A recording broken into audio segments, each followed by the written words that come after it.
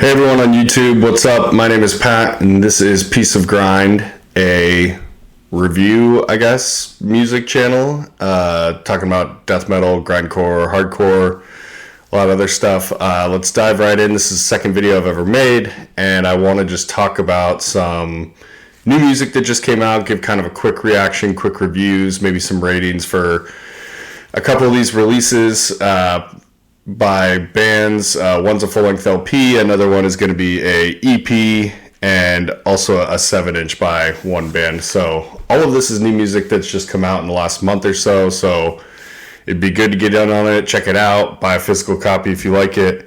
But let's go ahead and launch right in. The first album that actually came out just yesterday is from the band Crypta, and it is called Shades of Sorrow. So it came out August 4th, yesterday, on Napalm Records. This is the second full-length LP from Crypta, which is a death metal band. They're from Brazil. It's all women, 4-piece band. Every member is a woman. And they had their debut album in 2021, Echoes of the Soul. And Echoes of the Soul was pretty solid. I thought it was a good death metal album. I wasn't doing ratings at the time. If I did, it would probably be in the range of like a 3 out of 5. I thought it was like really solid, pretty good for a debut, but at times like kind of bordered on generic or wasn't super dynamic, but pretty straightforward. But that said, everything was pretty sound. This band comes out of another thrash metal band in the sort of Brazilian thrash death metal scene, Nervosa, so they have a couple members with pretty good chops. They just wanted to go in a different direction with the death metal. And this new album, now having listened to it 3-4 times, I think is a big step up from their debut, Echoes of the Soul. So this album is kind of old school death metal, but it's got modern elements. I think some of the instruments are kind of a little more old sounding, and there's just a ton of like Morbid Angel and death. A lot of death on here. You can tell like sort of like older death stuff, I think, when they were less progressive and just kind of like a straight death metal band. Kind of sounds like that. And there's a lot more melodies than there were on the debut. It's a lot darker. I think they kind of tried to go in a different dynamic direction. So essentially it's a much more mature album than the debut. Which is good. I like to see that progression. I think it's a helpful progression. The drums are just like so much more dynamic. I mean, they have like sort of like normal drumming kind of just sounds like old school death metal drumming, but then there's all these like creative little fills and things like that the drummer kind of puts in there to help spice it up and make it like a little different. So it's not just straightforward death metal. It's not generic at all. I think it's taken a step forward to be kind of its own thing, and the band's kind of growing into its own thing, which is good to see on the second album. The guitar solo, same thing. I think they're just like better overall. I mean, they're not like completely technical wizardry or anything like that, but they are kind of really well suited to fit the structure of the songs. The vocals, I think, are a big step up. I think the singer now has multiple different ranges of sort of death metal vocals that she's doing. And just like there's little like sprinkles of everything here. I mean, there's like a little bit of technicality, there's a little bit of brutality, and that's a lot different than I think the debut, which was just a little more kind of one trick or one style, which is fine. If I had complaints, the first thing I would say about this album is it's sort of structured in a way. First of all, I think all intro tracks and interludes and closing tracks that are kind of instrumentals are usually tend to be pretty boring. These ones are short, so thank God. They're like less than a minute. But this album's structured so there's an intro track, there's 5 musical tracks, there's an interlude, and then 5 more musical tracks. So it's kind of perfectly symmetrical. And then there's a closing outro. And the side A portion of that just gets a little slow. Sort of on the last time I was listening, it wasn't fully holding my attention. The very first song is really energetic, really upbeat. And the last song that closes it out is as well. But the 3 in the middle just are kind of 5-6 minute songs with a slow tempo, and I would have liked to see them do something a little more hard charging in that beginning, but it's a delicate balance because, like I said, all the things I've been talking about, why this album is a lot more dynamic than the debut, is creative choice that kind of sacrifices some of that aggression. Probably the faster, thrashier stuff is on the first album, and even though that's less dynamic, sometimes I do kind of want that aggression. And so I don't know if it was like arrangement of the songs or something, but I just think that side A gets a little slow in there, and occasionally in side B it does too, except the last two tracks really kind of bring it home. I think the standout tracks here are the final song, Lord of Ruins. It's just an excellent song, brings in all kind of different elements. You have some brutality, there's like a breakdown mixed in there somewhere, there's like technicality, a great guitar solo. It kind of mixes its tempo from fast and slow. It's just like a really, really great track. The other one that stand out is Other Side of Anger. I think that's the final track that closes out side A. So I think both side A and side B sort of close really well. It's just in the middle, there's just a little bit of little bit of a slog, I think, sometimes. But it's a pretty minor complaint. I think overall it's still an album that can keep you engaged and your attention. It is like a 52-minute album, so it's a little bit on the long side, at least for me. I sort of come through listening to death metal and everything else through punk and hardcore, where everything is much shorter, so I don't have the attention span for that, but it doesn't feel like an overly long album. I mean, maybe they could have cut a track or two or cut out some of the fat in the middle, but again, those are kind of minor complaints. I think that all of it has like an unpredictability to it. It has aggression mixing in with brutality, but also just pretty normal old school death metal that sounds a lot like Morbid Angel or Death, quite frankly. So overall, I really like this album. I thought it was a step up from the last one. I'm going to give it an overall rating of 3.5 out of 5, and I'm excited to see the direction and where this band is going to go in the future. Okay. Next up, we have an EP by the band Dead Heat. This is Endless Torment. This came out a week ago, so July 28th. And it came out on the label Tank Crimes. It's a Bay Area record label. Dead Heat is sort of a crossover thrash band, so crossover, hardcore and thrash metal. They've been around for a few years. They have 2 full lengths. Their last full length, I think, made a pretty big splash. A lot of people were talking about it. A lot of people really liked it. It was called World at War, and it came out on Triple B Records. That was in the year 2021. This current release is an EP. It's put out by Tank Crimes, and it's about 5 tracks and 18 minutes. And what's interesting here is I'm not really sure where the band is going to go, but I'll talk about this in a sec. They're kind of fitting into this theme of theirs, because their first...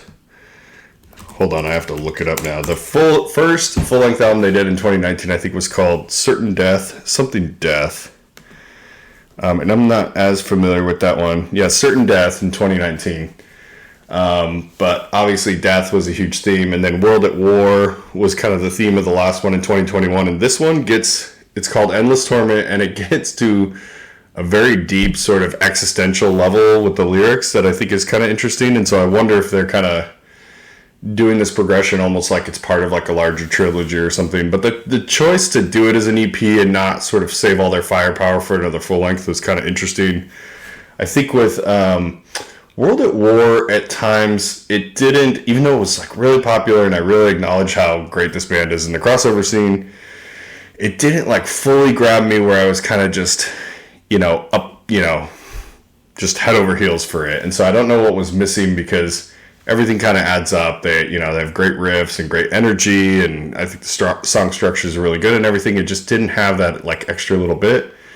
But this EP seems to have that, at least for me, and it might be just sort of the format. Like, it's just a lot shorter. So it's basically 3 songs. If you like Dead Heat and you love this kind of music, you're going to be not disappointed at all. In the first 3 songs, it sounds exactly like Dead Heat, fast, thrashy riffs, hardcore parts mixed throughout. It's very consistent with everything else they've done, and it's true to everything else they've done. And it's also, great listen, especially I think the first song is a really fast, energetic song. He's got, he's talking about endless torment, and there's kind of like a very existentialist message that comes through because you can hear exactly what he's singing. So all that kind of happens. And then what's interesting is then in the fourth and fifth song, they go in a direction that I think is just a little different. The fourth track is called Tears of the Wolf, and it's a somewhat sad, I guess is what you would call it, or poignant, moving, a little bit more of an emotional song. It's a genre that's not really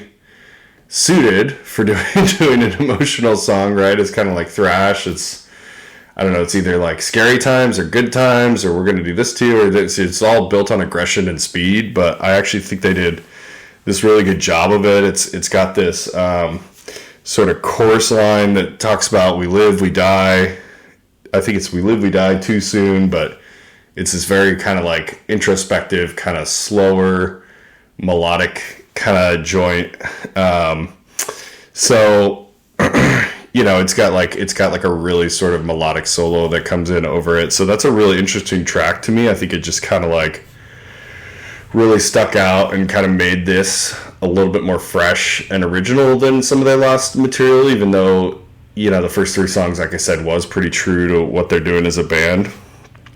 And then on top of that, the final track, which is called Hard Reset, comes in, and it's got a great driving rhythm. It's got some classic Dead Heat stuff, but still it feels like a little bit unique to me in that it's this song asking questions about when we die, what does the listener believe will happen when we die, all this kind of stuff. And I don't know, just the way the EP ended there in the last couple songs, I actually thought it brought something to sort of crossover music that was like a little bit different, and for that I like really appreciate it. It's not a band that's just content to keep writing their stuff, keep writing their same songs, and just do the crossover thing, which can often be a little bit monotonous after a while. And so I thought the fact that this was both in EP form, and so it was a lot shorter, and then also it had these two dynamic tracks, makes it something that I think is it's an interesting direction for the band. And the last track has this like great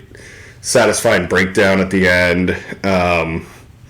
I don't know what they said. I think he says die. I'll have to get a lyric sheet or something. I couldn't find lyrics online anywhere, but I think he just says die, and it opens up the last 30 seconds. It's just this like heavy breakdown leading into like, a little bit of like an outro for it. So I was really pleased with this. I was excited about this, and now I'm kind of excited to see what else they're going to do. Is this sort of one of the last things for them? Because just like the lyrics are so heavy, and it's continuing on from that theme of death and war that, I'm not sure if this is like a final step for the band or if they're going to keep going on. But they're definitely one of the bigger bands in crossover and hardcore generally right now, so I would check out all their stuff, World at War. But this EP is called Endless Torment. Again, it came out last week, and for an overall rating, I'm going to give this one a 3.5 out of 5. I thought it was, like I said, really well done, a little more original, a little more kind of getting into something that I haven't totally heard before with those last two tracks, and so I really appreciate that. Okay. The third release is from a band called Alienator. And it's I guess it's a 7-inch. I'm not really sure if it was, I'm sure it was pressed on 7-inch. The band is Alienator, and it's called World of Hate. And this was put out by Convulse Records. This came out a little bit, a month or so ago on July 7th. So it's it's been out there for a month, and I think it's been percolating. It's been making the rounds in hardcore circles and hardcore podcasts and, review. I don't know a lot of YouTube channels that are hardcore, but there's podcasts and, Twitter and things like that. I've seen people talk about it, so I kind of finally dove in this week, and this is really great stuff. This is 4 tracks. It's just under 9 minutes, so it's quick. It's here and done pretty quick. Band is from Portland. They're pretty new. They had a demo last year, which also is really good. You should check out the demo. But it's just really well done, straight up hardcore. It's kind of fast at times. For a second there, you're thinking it's going to be one of those fast hardcore bands that almost borderlines on like Power Violence or something, because the energy is there when they play fast, but actually they frequently get to like a mid-tempo pace a lot, which I really appreciate and I think is really strong.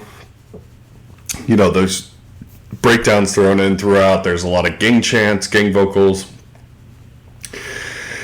which is kind of interesting because, I don't know, just even the way they're doing gang vocals, it almost seems like something that I grew up listening to in the 2000s and the 2010s, like with hardcore, and just isn't like totally there anymore with hardcore. It seems like you either have to like sort of pick this lane where you're going to be a fast band, you're going to be really fast, or you're going to be the mid-tempo and you're going to be the beatdown band. And the beatdown band even isn't really doing gang vocals like this, is doing something different. And this kind of just gets me back to, oh, they can wear multiple hats, they can do these fast parts, they can do these breakdowns, they can do these mid-tempo parts, they can do these gang vocals, and it just kind of brings it all together. So there's just like so much going on for a 9-minute 7-inch that I think it's really, really interesting, and one of the like sort of best pieces of hardcore I've heard, I think. And so, you know, yeah, I just think, I think all around there's like enough there to sustain your tension, and enough there to, I don't want to say like fill up the 9 minutes, but sometimes with bands, like even bands of this format, 9 minutes can be like a challenge. And with this band, it wasn't. And I just kept thinking, you know, I want more of this, I want more of this, want more of this. I think the standout track on here is the title track, World of Hate. It gives a little bit of an idea of what I'm talking about. It's probably like a 2-3 minute song, and first it's got a fucking crazy ass riff. Just a really catchy riff, but it's like the guitar tone and everything is really biting, so it's just, I don't know, it's like one of those riffs that sounds full and punching, like, or sort of, you know, hard hitting, but at the same time it's so catchy, like you could almost like sing it in your head over and over. And then there's sort of a chorus line, quick solo. He keeps kind of saying, you know, alienate, alienate, alienate, and then sort of the gang vocals come in and say World of Hate. You know, that's the gang chants, World of Hate. It's kind of like the gang vocals I was talking about, and it's just so satisfying after the singer does that. And then like in the middle there's a pretty quick solo. It's kind of here and gone pretty quickly, but I think it's a real well done solo. It doesn't stay too long, and so that was a really big standout track. And then the final track is also great. It's a little more like fast blistering, and they kind of end on fast blistering pace, which is interesting because, you know, there's so much of the mid-tempo stuff thrown in throughout that, you know, it was just an interesting choice to kind of go back to that after that the 7-inch started with that. So this band already has an awesome demo. It already has an awesome 7-inch now, and I just, again, they're called Alienator, from Portland. I can't wait to see what they do after this and where they can go. So overall, I'm going to give this a rating of 4 out of 5. I think it was really well done. It's one of the best pieces of hardcore just I've heard in a long time, albeit, you know, it's pretty short, but it really can take you to multiple different feelings within the hardcore space in only 9 minutes, and I think that's a really hard thing to do without it feeling really disjointed. Everything feels really natural on here, so 4 out of 5, great job by Alienator, and that's all I have in terms of reviews. So those were 3 kind of new music reviews. Please let me know in the comments below. Have you heard any of these albums or 7-inches or EPs? Have you heard these bands? What are you looking forward to? Let me know what you think. And as always, have a good day.